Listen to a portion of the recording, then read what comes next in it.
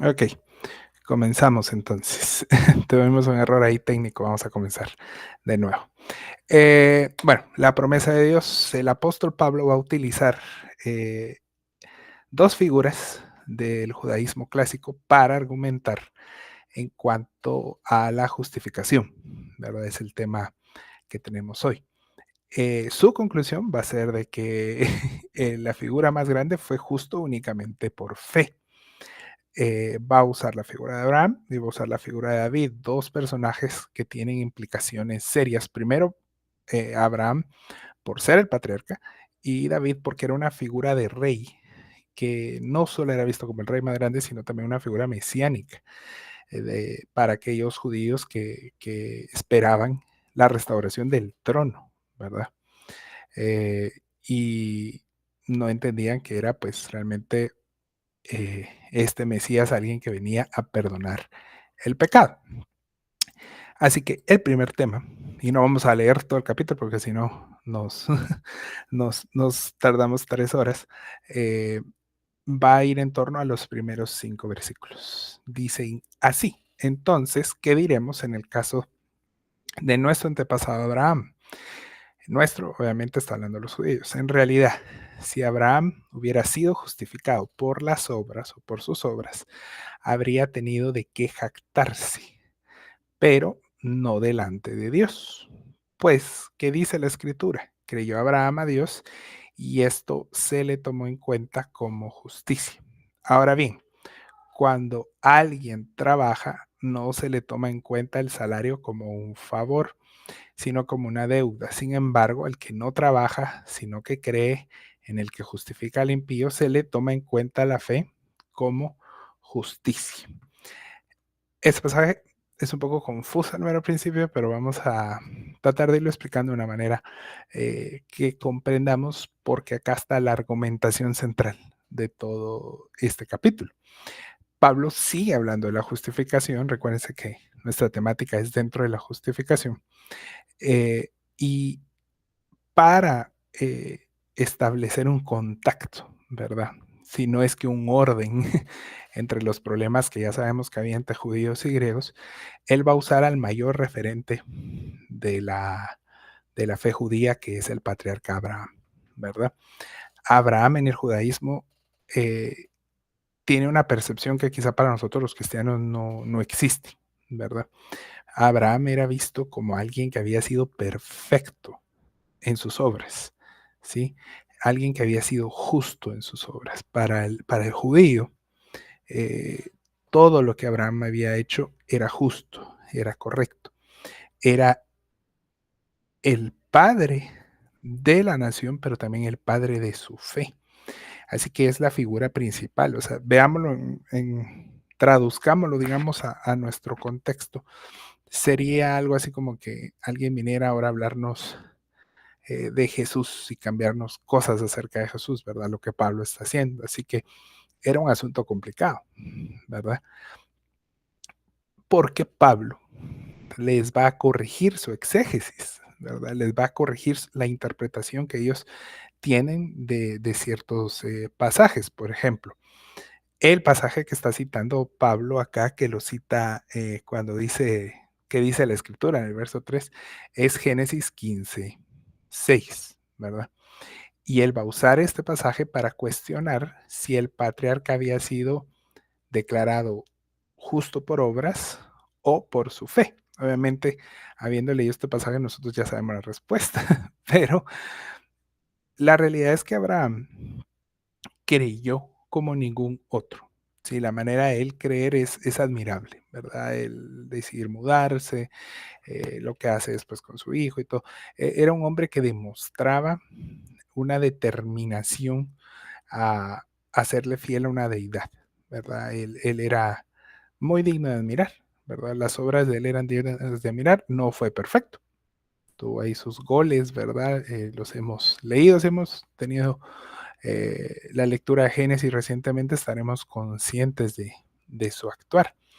Pero lo que tenemos que quedarnos, lo que tenemos que comprender, dice Pablo, es que no fueron sus obras, sino fue la fe o la confianza. En el Antiguo Testamento, fe va más al aspecto de la confianza, ¿verdad?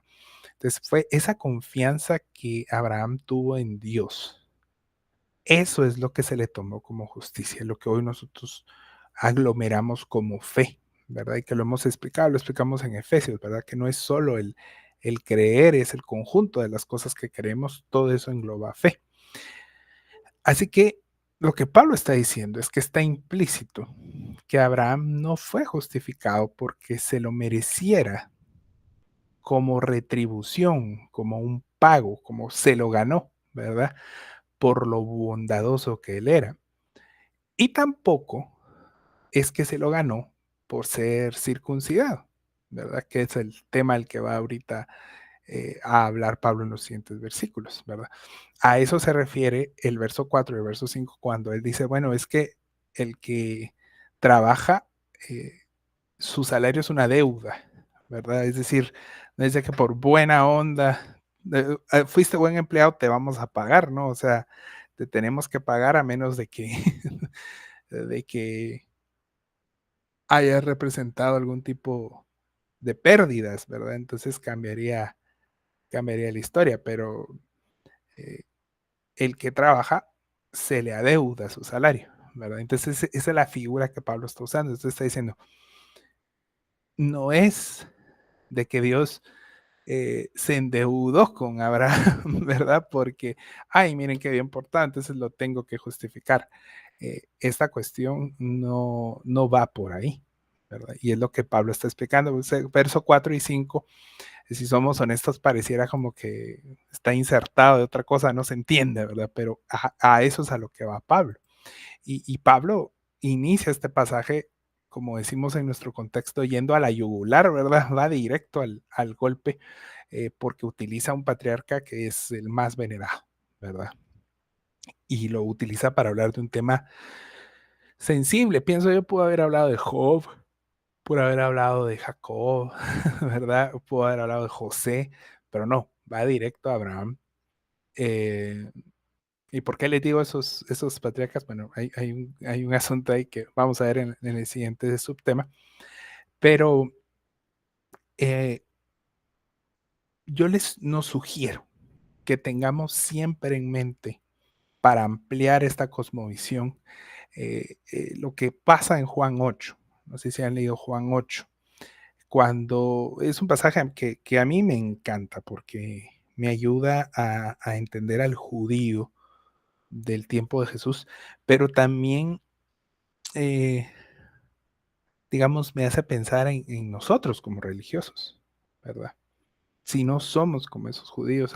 Ahí en Juan 8 hay unas cuestiones que los judíos se atreven a decirle al Señor Jesús que son verdades a media o son falsedad por completo, ¿verdad?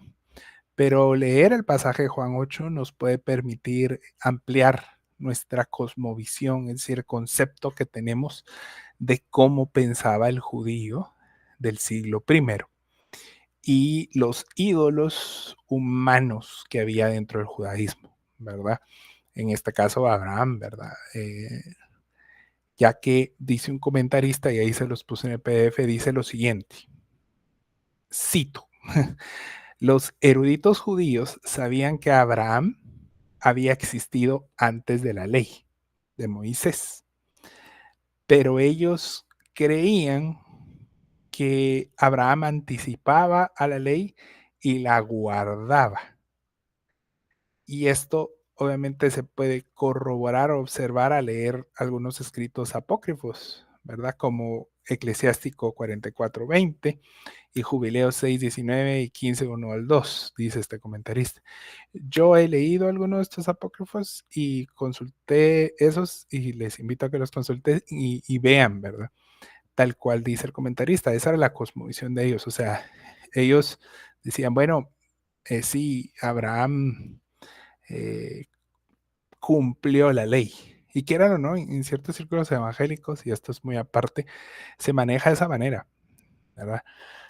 A veces predican de Abraham, de Jacob, de Isaac, predican yo he oído predicas inclusive de Caín y Abel, ¿verdad?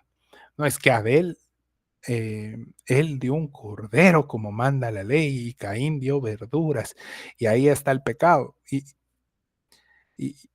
y no podemos hacer eso porque todos los patriarcas son previos a la ley. Me estoy adelantando un poquito, pero por algo me vino eso a la mente. Y son cuestiones que a veces los cristianos tomamos la libertad de hacer y estamos enseñando mal, ¿verdad? Porque ellos no conocían la ley, ellos no tenían la ley. Sin embargo, hacemos alusión a que ellos, aquí cumplieron el rito de esto y cumplieron el rito de lo otro, cuando ellos no pueden cumplir una ley que no conocían, ¿verdad? Que no existía, ¿verdad? Es un poco ahí un asunto que se hace y que los mismos judíos hacían en el siglo primero, ¿verdad? Ellos decían, no, si Abraham la cumplió al 100%, ¿verdad? Eh, y es por eso que el fariseo de fariseos de Pablo, porque lo era, él es muy consciente, ¿verdad? De esta situación y él les dice, miren, por obras él habría tenido de qué jactarse, o sea, sí, porque fue muy justo. Él podría jactarse delante de nosotros los judíos, ¿verdad? Él fue más justo que nosotros, pero no delante de Dios, ¿verdad? ¿Por qué les dices? Porque ya les dijo antes que no hay ni uno solo bueno, ¿verdad? Citando el Antiguo Testamento. Entonces él les dice, el final del verso 2, o sea, él podría haberse jactado, pero delante de Dios nadie se puede jactar, ¿verdad? Y esas obras que tanto veneraba la religión judía y los judíos no eran nada, ¿verdad? Y siguen siendo nada, y las obras de nosotros siguen siendo nada frente a la justicia de Dios, que como aprendimos ya hace unas semanas, es la que se nos imputa, ¿verdad? A nosotros se nos da la, la justicia de Dios porque la nuestra resulta siendo medida insuficiente. Ahora, antes de ir al punto del que ya me estoy adelantando, de los tiempos, de dónde está la ley y dónde está Abraham, eh, Pablo va y ya pisó el hormiguero, ¿verdad? Hablando de Abraham, y ahora va a meter su bota en el hormiguero, hablando del siguiente personaje más admirado por la religión judía, que es David, el rey David, ¿verdad? Y acá vamos a ver los versos 6 al 7, perdón, 6 al 8, y luego ya vamos a ir saltando muchos versículos porque si no se vuelve aquí discurso de horas, ¿verdad? Dice el verso 6, David dice lo mismo cuando habla de la dicha de aquel a quien Dios le atribuye justicia sin la mediación de las obras, es decir, sin la ley. Y cita, dichosos aquellos a quienes se les perdonan las transgresiones, cuyos pecados son cubiertos. Dichoso aquel cuyo pecado el Señor no tomará en cuenta. Y está citando Salmo 32. Y aquí vemos a David siendo exhortado por un profeta de verdad. Bueno, entonces, ahora Pablo va a utilizar el ejemplo de David, eh, que aunque era admirado, fue un hombre bastante pecador, ¿verdad? Prueba de eso lo podemos encontrar en el Salmo 32, Salmo 51. Creo que el 51 todos lo conocemos porque hasta canciones hay del Salmo 51, ¿verdad? Y sabemos también por las historias que nos encantan, más ahora con lo que pasó en el concierto que hasta hicieron memes de David y Betsabé, ¿verdad? Pero así como sabemos que David hizo y tuvo errores grandes, sabemos también que recibió el perdón de Dios y era un hombre conocido conforme al corazón de Dios. Entonces dice ahí un predicador que Dios no leyó la Biblia, ¿verdad? Pero sabemos que él pecó, pero era considerado eso, ¿verdad? Un hombre corazón, conforme al corazón de Dios, porque él había recibido el perdón de Dios por su fe, es decir, su confianza, y por el arrepentimiento genuino que tuvo, ¿verdad? Y en todo esto no intervino la ley. Lo que Pablo les está diciendo es, no, o sea, David no recibió el perdón por hacer 40,000 sacrificios, expiaciones, marchas y lo que sea, ¿verdad? Eh, aquí quería yo hacer un énfasis.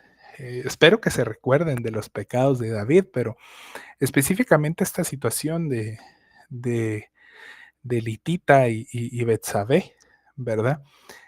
No debemos olvidar que el pecado de David, según la ley, que él sí estaba, él ya existió cuando la ley estaba promulgada, ameritaba su muerte, ¿verdad? David debió haber sido exterminado in situ, ¿verdad? En el momento, porque él mintió, él cometió adulterio, él oprimió al extranjero, él asesinó, conspiró para asesinar y otros, perdón, pecados, ¿verdad? Si David realmente hubiera sido juzgado por la ley mosaica, como la ley lo decía, él debió haber sido eliminado, ¿verdad? Eh, Ahora bien, para los judíos, ¿quién era David? El rey perfecto, ¿verdad? El rey conforme al corazón del Señor, ¿verdad? Y lo que Pablo está tocando son los ídolos, ¿verdad? El judaísmo tenía los ídolos. Y repito, por favor, los que están en grabación y los que están acá hoy en vivo, vayan y lean Juan 8, por favor. Es que después de esta lección les va a dar ampliar, ¿verdad? La concepción que tenían los judíos de, de estos personajes, ¿verdad? Sobre todo Abraham, ¿verdad? Pero realmente llegaban a ser ídolos, ¿verdad? Llegaban a ser eh, más importantes que cualquier otra cosa y eso pues al final es un ídolo, aunque sea una persona correcta y pues también pasa hoy en nuestros días, ¿verdad? Eh, y pues David metió la pata grandemente, aunque seas un ídolo, ¿verdad? Y a la luz de lo que Pablo cita, el apóstol lo que está afirmando es algo que puede dejar una pregunta al judío que escucha sus argumentaciones, ¿verdad? Recuérdense que seguimos en este ejercicio donde él está discutiendo con un judío imaginario, ¿verdad? Eh, y esa pregunta es, si David pecó, ¿por qué a David no se le tomaron en cuenta sus pecados? Que es lo que está citando del Salmo, ¿verdad? Y por eso es importante, miren, un tip ahí teológico. Cada vez que se cita un pasaje del Antiguo Testamento, si tenemos una Biblia que nos diga, aquí está citando, ¿verdad? Si usan la YouVersion, algunas versiones tienen referencias cruzadas, se llama eso, CF. Le dan clic ahí a los puntitos y ahí les dice qué salmo está citando, qué pasaje está citando. Cuando sea esa situación, por ejemplo aquí en Romanos, que hay un montón de citas al Antiguo Testamento, vayan al pasaje que se está citando, léanlo completo, porque en este caso yo ya les hice la tarea. En el Salmo 32, más adelante, David, el rey David afirma, voy a confesar mis transgresiones al Señor, ¿verdad? Y tú perdonaste la culpa de mi pecado, ¿verdad? Dice otra parte. Entonces, no dice, voy a presentarle un sacrificio al Señor, voy a degollar 3 toros al Señor, voy a pedir por mi expiación, no, yo te confesé y tú perdonaste la culpa de mi pecado, ¿sí? Y esto lo que demostraba, ¿verdad? Porque hay que ver mucho más allá de lo evidente, ¿verdad? Esto demostraba ante los judíos que la gracia y la justicia de Dios es por fe, ¿sí? Tal vez David sí hizo los sacrificios y se arrepintió, y sabemos que sí, ¿verdad? Si leemos los relatos bíblicos de esta cuestión. Pero en el Salmo lo que está plasmado es arrepentimiento. Y por el arrepentimiento, una conciencia por fe de que él había sido por gracia justificado, ¿verdad? Y también Pablo enfatiza al final del verso 6 la nula necesidad que hay de las obras, es decir, de la ley, para ser redimido por Dios. Así que lo que Pablo está dejando claro en estos primeros 8 versículos es que la clave es arrepentimiento y fe, no los ritos, ¿verdad?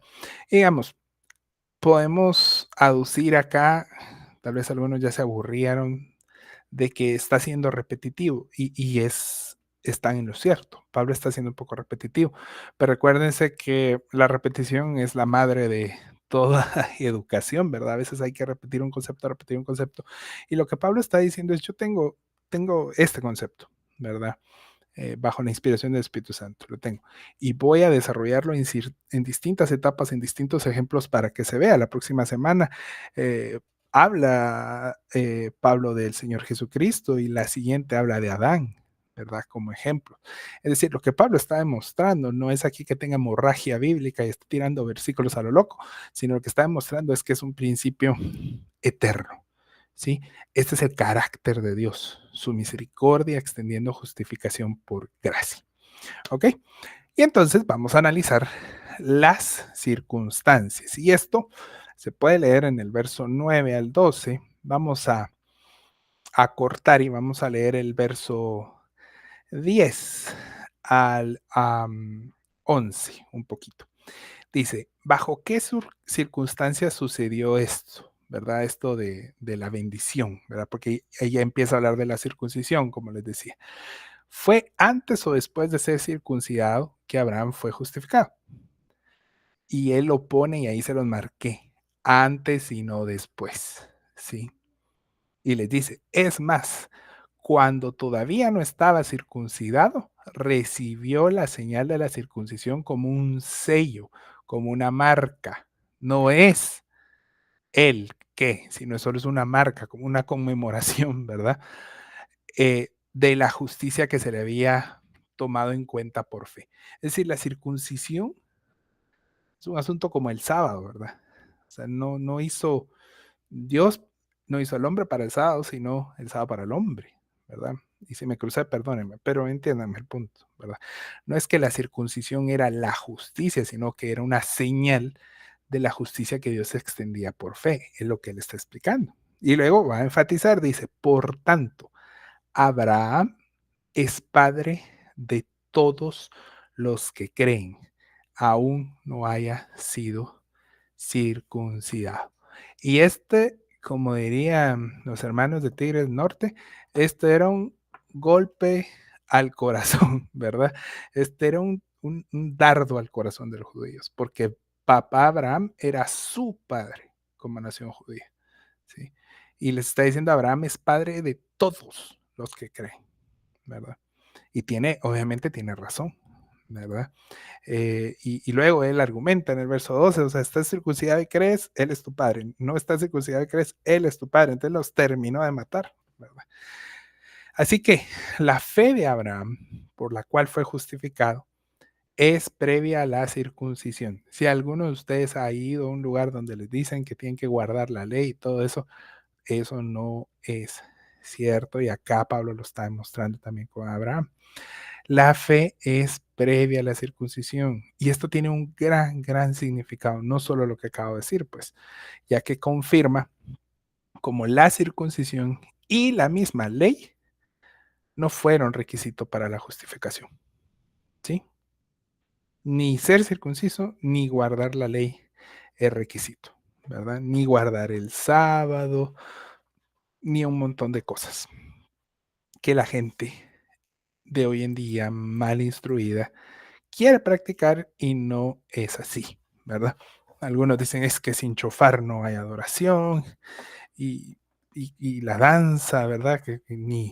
Pero ni el pueblo judío practicaba la danza y son cosas que han ido agregando que no tienen nada que ver con ser justos delante de Dios o no, ¿verdad? Y Pablo no dice, ¿verdad? Que haber estado circuncidado hubiera sido poca cosa, ya que lo que dice es que es una señal, o sea, no es que lo está, digamos, desvalorizando y qué ridículo que todo eso pasaba en el Antiguo Testamento, no va por ahí, sino que lo que explica es que era una señal del pacto de Dios, ¿verdad?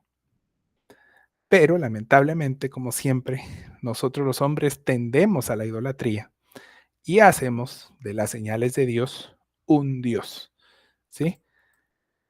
Nuestra tendencia es hacer las señales de Dios un Dios. Y esto podríamos citar 1,000,000 de ejemplos en, en, en nuestra vida contemporánea. La adoración, por ejemplo, con música, eso es un ídolo para muchos, ¿verdad? Por eso es importante que entendamos las circunstancias en las que la circuncisión, en la que la justificación fueron hechas. Si no las entendemos, empezamos a creer cosas que no son. Y entendamos también el contexto de la palabra o el punto en el que estaba la revelación. Sí, ¿recuerdan el concepto de revelación progresiva? No podemos hacer doctrina en una cuestión súper específica que era súper, digamos, temporal, ¿verdad? Algunos dicen, no, es que la comida, hay que guardar la comida. Bueno, hubo 3, 4 dietas a la luz de la Biblia, ¿verdad? No es que haya una y otra no, sino simplemente eran cuestiones temporales. Entonces no podemos leer la Biblia, acercarnos a los pasajes sin considerar la revelación progresiva. Ahí es la madre de todos los errores, ¿verdad? Porque entonces dicen, abren Ezequiel, abren Daniel, abren los profetas y dicen, esto significa espiritualmente que no sé qué, y entonces pasan encima de muchas cosas que ya han sido eh, alumbradas, ¿verdad? Porque Hebreos dice que es como una sombra, ya han sido alumbradas de qué significado tenían en la revelación de Dios. Entonces tenemos que estar bien conscientes de las circunstancias, del contexto y del proceso de la revelación de Dios. Los judíos cometieron un error y es que llegaron a amar mucho más a la circuncisión que al Dios que les dio la circuncisión como una señal. Repito, los judíos llegaron a amar más la circuncisión que al Dios que les dio una señal del pacto. Ese es el error y hoy en día nosotros podemos cometer el mismo error.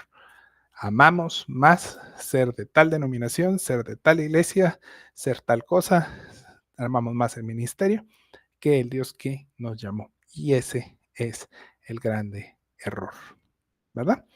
Los judíos entonces hicieron a la ley y a la circuncisión algo más importante que la justicia y la obediencia a Dios. Ese es el gran problema. Y repito, si usted lee Juan 8, que bueno, ahí hay una polémica con los versículos, pero si no estoy mal, es del 10 en adelante, el relato este de la chica y la piedra, omítanlo, es de ahí en adelante, lean ese pasaje y van a ver cómo ellos tenían una percepción de la realidad alterada. Y por esa percepción que tenían, ellos no pudieron comprender que la fe es superior en todo esto, o sea,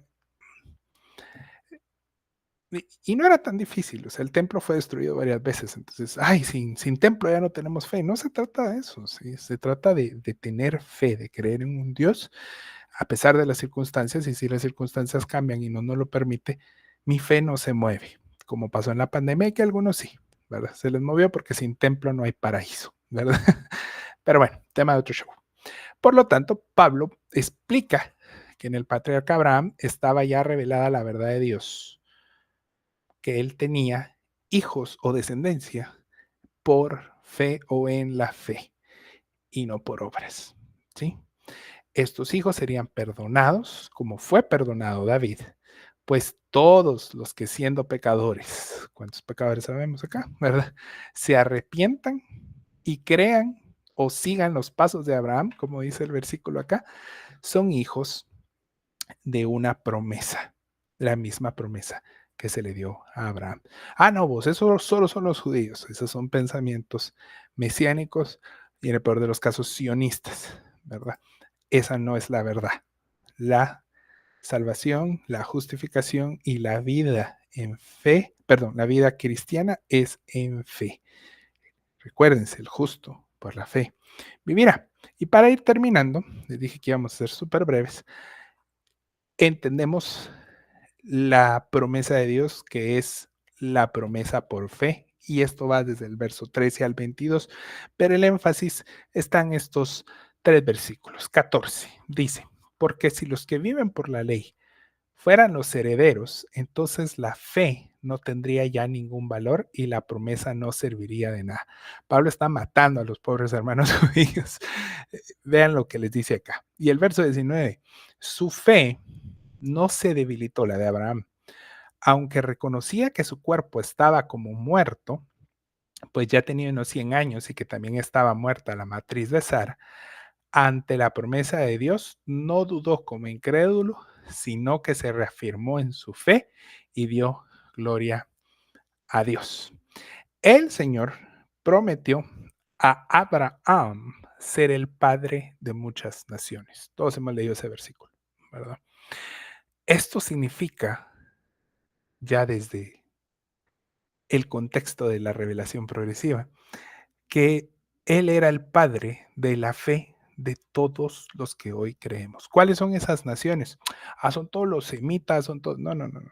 Son todos los que hoy somos descendientes de Abraham por la fe. No hay dos descendencias, hay una descendencia. Todos los que sin ley no transgredimos, como dice uno de los pasajes, ¿verdad? Sin ley no hay transgresión.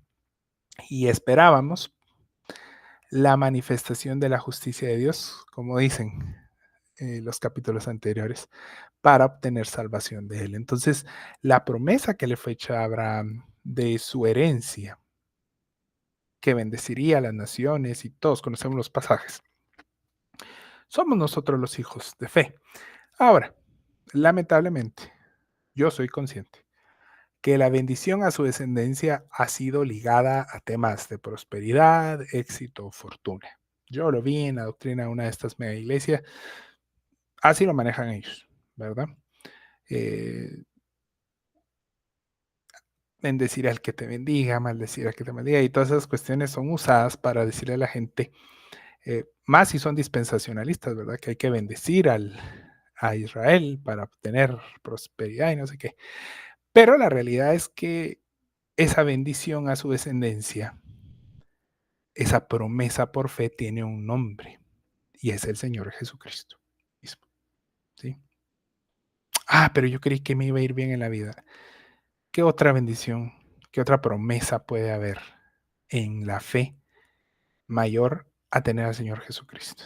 ¿Sí? Él es la única bendición que el hombre necesita para salir de su estado depravado, ¿verdad? El Señor Jesús es la bendición que nos permite salir de la muerte del pecado a la vida en el Señor Jesús y el Espíritu Santo. Abraham, por tanto, fue un parteaguas en la historia humana porque creyó. ¿Sí? No había habido, perdón, un hombre que creyera como creyó Abraham en Dios. Él recibió una promesa que en su momento parecía imposible, ¿verdad? Vida donde solo había muerte.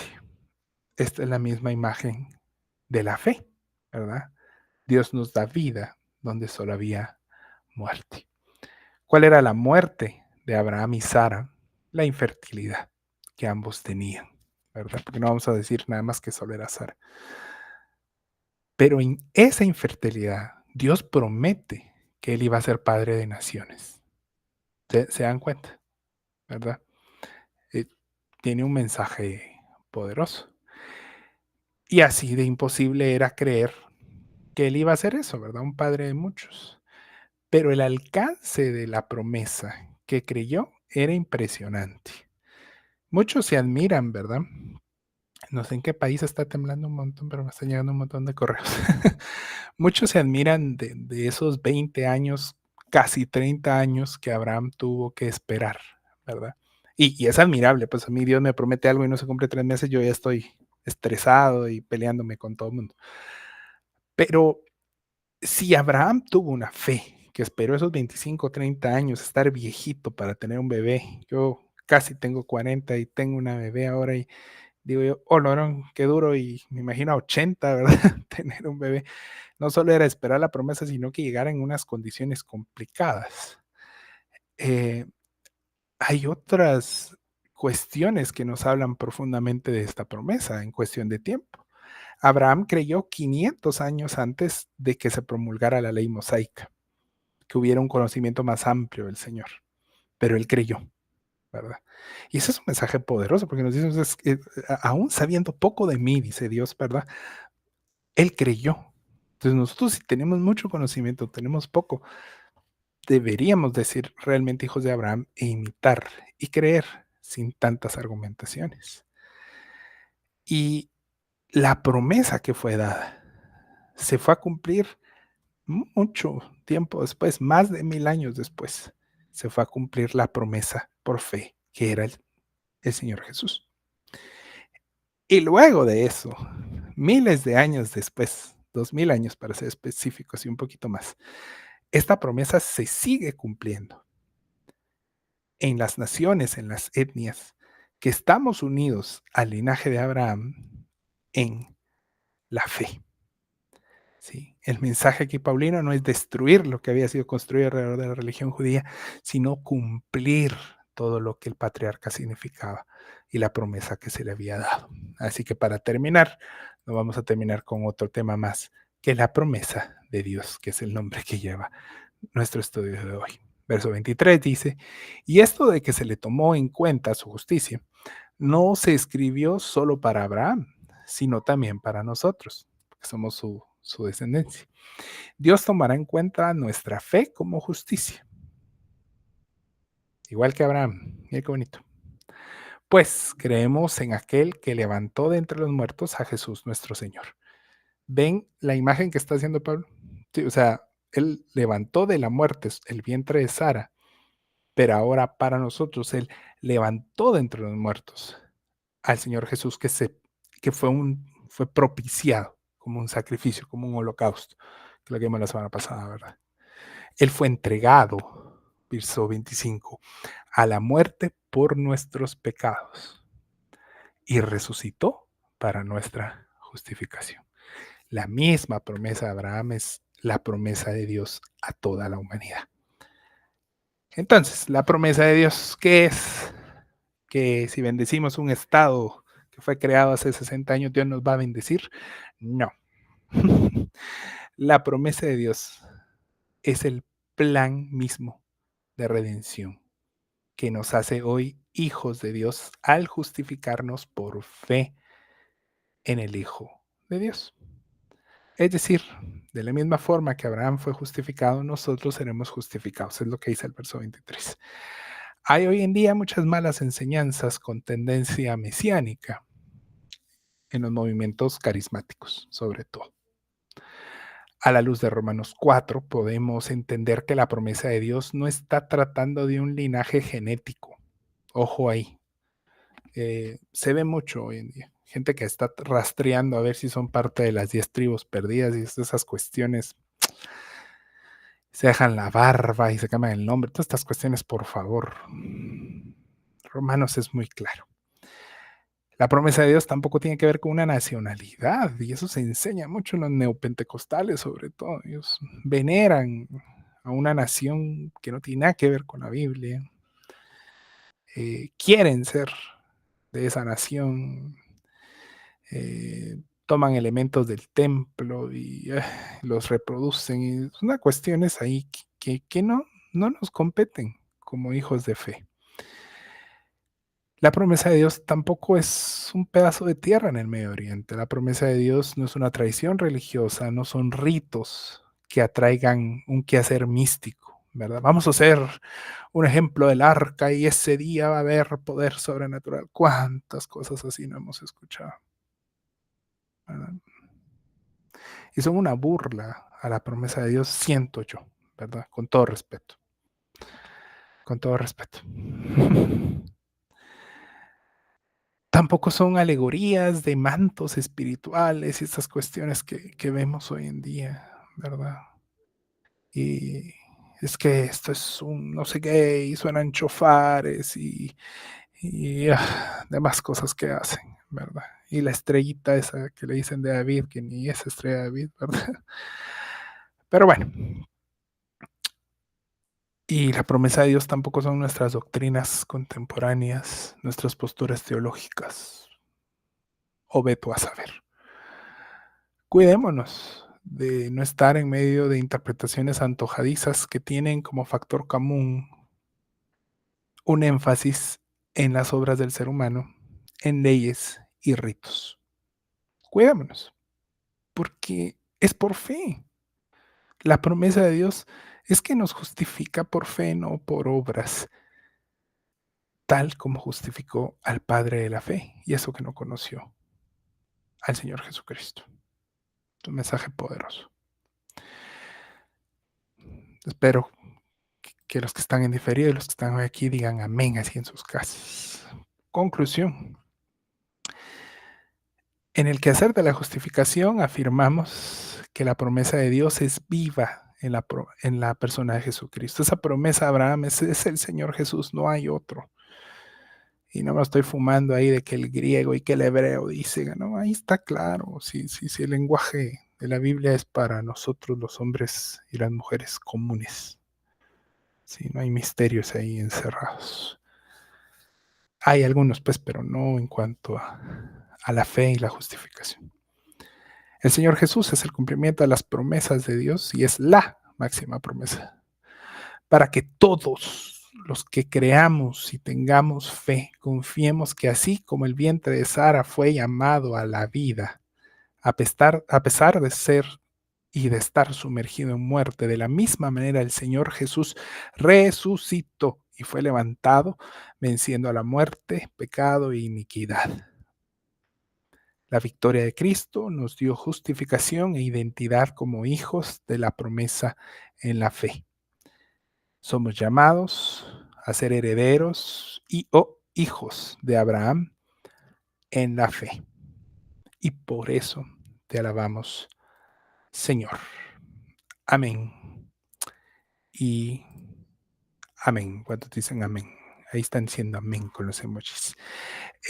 Claro que yes, claro que sí creemos esto, lo creemos con todo el corazón y damos gracias al Señor porque sí somos hijos de Abraham y no necesitamos hacer todas las cosas que dije porque el Señor nos llamó desde el principio, y lo vamos a ver en 2 semanas, desde el principio de la creación nos llamó por fe, no por obras ni justicia humana.